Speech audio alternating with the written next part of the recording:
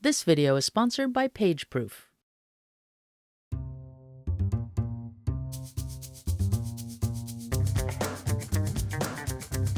I'm Steve Caplin for CreativePro, and in this tutorial we're going to turn this street into a snow scene. So we'll start by changing the colour of the scene. We'll go to Layer, make a new adjustment layer and choose Curves. Click OK. And now we want to go to the red channel and take out some of the red.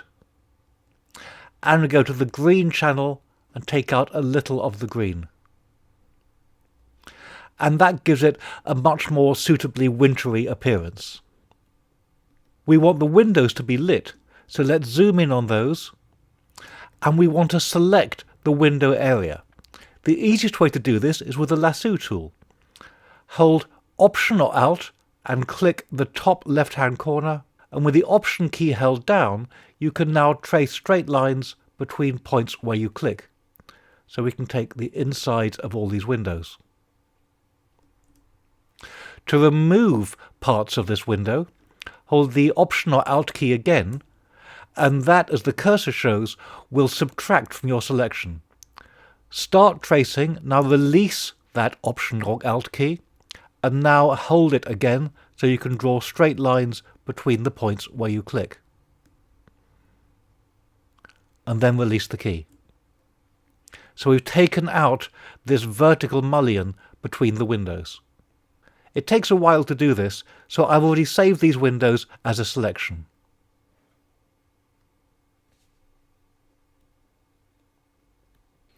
And here are those windows selected, and I've also selected the glass over the door.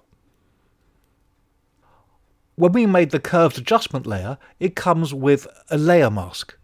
The background colour is black, and we can fill the selected area with that background colour by holding Command or Control and pressing the backspace key. And now that is taken out of our curves adjustment. They don't look much like lit windows, so let's add another curves adjustment layer. And this time, because we had a selection active, it already comes with a layer mask that shows just the selected area. We'll go back into the red channel and brighten that up, and the green channel and brighten that a little as well. And that looks much more like these windows are lit from inside. Let's go ahead and add some snow. We'll make a new layer and call it Snow. Switch to the brush tool, choose a small hard-edged brush, and we want to paint not in white but in a light grey, because we'll want to add highlights to it later. And paint in some snow where it might fall, so on one side of these windows, dripping down a little, and on this window, same on this one. We want some snow on top of the windowsill, perhaps dropping down a little bit, down the side of the door, around the boot scraper, and on top of the lamp. And you don't have to be too accurate at this stage, because we're going to adjust it later. Let's make the brush bigger, and now we can paint in some more snow lying on the pavement right in front of our scene. And let's fill in all the rest of this space.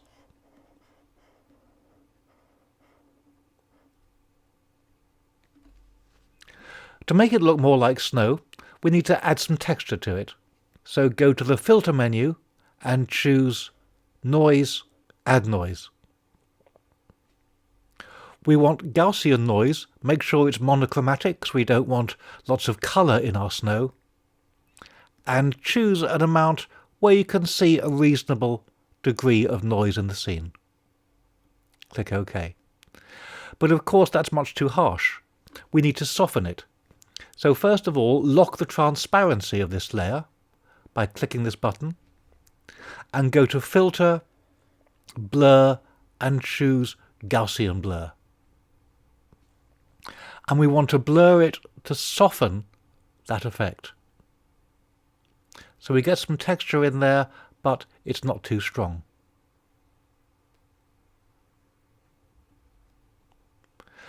To bring it to life as snow, we can now switch to the Dodge and Burn tools. The Burn tool adds shadows. I set it to highlights at an exposure of 50%, but if you hold the Option or Alt key down with this tool, you get the Dodge tool, and this makes it easy to switch between them, and we can paint in both highlights and a bit of shadow. Let's do it all the way around our snow. And down at the bottom here, we'll make the tool a bit bigger, add some small highlights onto the snow there.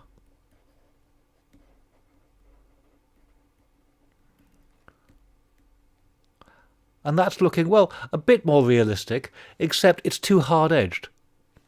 So now uncheck the button for preserving the transparency and switch to the Smudge tool. Choose a small brush. I've set the strength of 80%, and we can now smear all of this snow so it makes a more realistic appearance. And as we're smearing it, we can bend it into the shape that we want. Let's have a few drips coming down from this windowsill. Maybe bring it up slightly from the bottom so it creeps up this wall. The same along the side of the door, around the boot scraper, and let's have a little bit dripping down from the top of this lamp.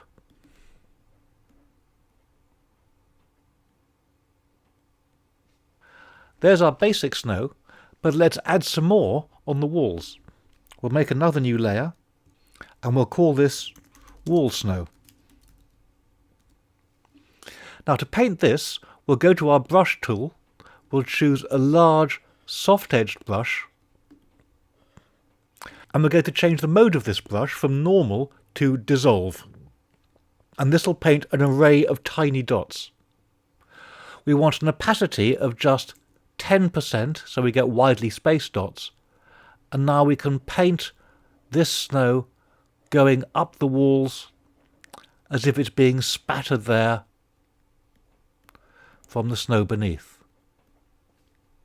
And to make this more convincing, go to the Filter menu and choose Filter, Blur, Gaussian Blur again. But this time we want a much smaller amount of blur. I'm taking this just down to 1 pixel, which softens the little dots, but gives a nice creeping snow effect. There's our scene nearly finished. Final step, we want to make this light work. So I'll make another new layer. Let's call it Wall Light. With the brush tool, make sure it's set to normal and not dissolve, and choose a very pale yellow. Set the opacity back to 100% and just dab that in the middle of the lamp. Of course, the lamp will cast a glow on the wall around it. So go onto the Curves adjustment layer, the one that brightened up the windows, and paint with the brush tool in white on here to let that colour come through and brighten up the wall. We also want to hide the adjustment layer that darkened the background, so go onto there, switch so black is the foreground colour, and now we can paint and hide the adjustment there. And there is our winter scene complete. Well, I hope you enjoyed this video. If you did, be sure to give it a like and subscribe to our channel. And for thousands more how-to articles and tutorials, visit our website, CreativePro.com, and become a member today. Thanks for learning with us.